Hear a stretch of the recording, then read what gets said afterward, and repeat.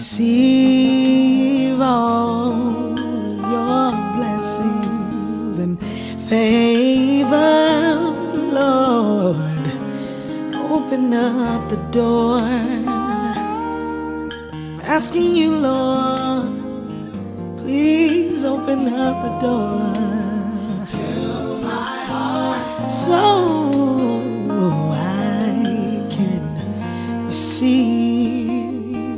I want to receive all of your blessings. All of you here, my name is Nina Bryant-Sanyika. I am a clinical pastoral educator in a hospital. Corrective to some of the stuckness. Spiritual formation, I believe, can be a response. Simply because faith provides resources for transforming our stuckness and our brokenness into liberation.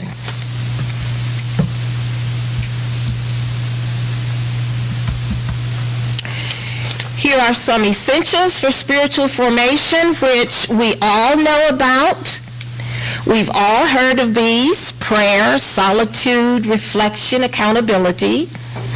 We all know it, but we want to talk about some of these things.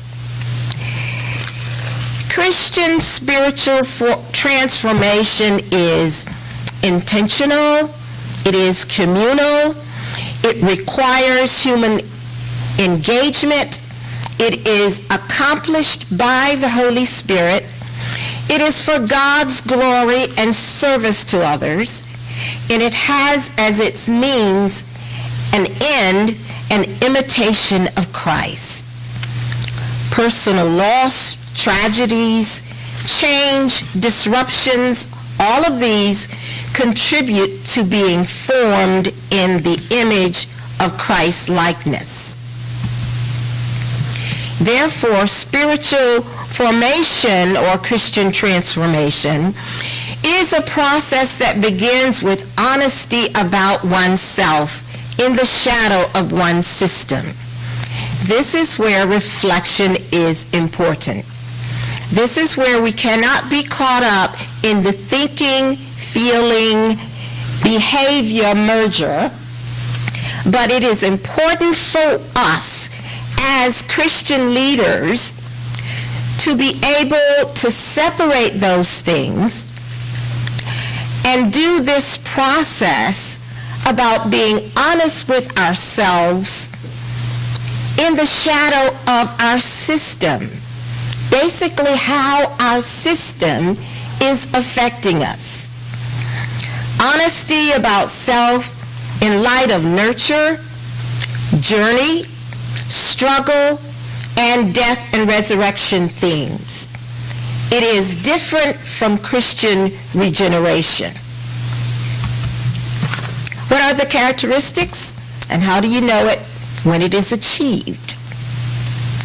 Well, first off, it is a process characterized by an increasing ability to discern and hear the voice of the Spirit, to respond to that voice by adopting new ways of thinking, seeing, thinking, and acting. Now, we contrast that with the thinking, feeling merger within Bowen's system. Remember that? Thinking, feeling, we give up ourselves to the system in Bowen theory, and so there's this merger of thinking, feeling, and behavior, and we feel that we have no choice but to respond to the system. In spiritual formation, this is characterized by a process that continually increases our ability to hear the voice of the Spirit, the call of the Spirit, to separate these things so that we are clear about the way that we respond.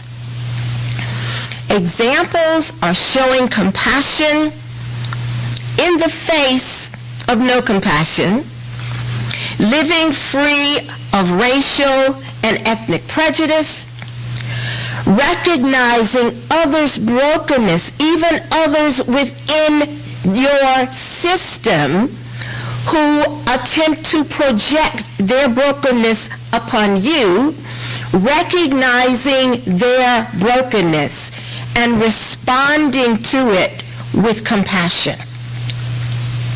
Living with integrity and using all of the resources that we have with compassion. Contrast that to the anxiety and the anxious response in Bowen theory. Are we following? Okay. Within conflict, practicing forgiveness, fostering an environment that attracts others, including family, to your faith. Remember, I did not say preaching at people. I said practicing.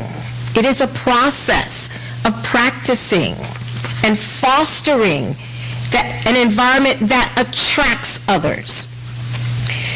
Your life of integrity, not your words so much, but your life of integrity becomes a public witness to a greater reality. This public witness is attractive. It attracts others. Contrast this to emotional reactivity in Bowen's system. Family members witness the death and resurrection theme within your history. Contrast that to the demand for sameness in the Bowen system. That all sounds really good, but there are some barriers. So what are the barriers? Well, there are barriers and there are doors. Some hindrances, a lack of self-awareness. The Johari window, everybody's heard of the Johari window, right? With the 4 window panes. What I know about myself, what you know about me, what others see about me. I'm probably not saying that right, I'm probably butchering it. But we can give you resources on the Johari window, if need be. That can be helpful. Jesus said to them, if you were blind, you would have no sin. But since you say we see, your sin remains. John 9:41. We don't often ask each other how we are perceived. So in our lack of self-awareness, what could be very helpful for us is to ask those who are closest to us, how do you see me? Can you give me some feedback on my character? Tell me, do I say these things a lot? Am I judgmental? Do I have compassion, and do you see my compassion? We don't often ask other people to give us some feedback about some of our lack of self-awareness.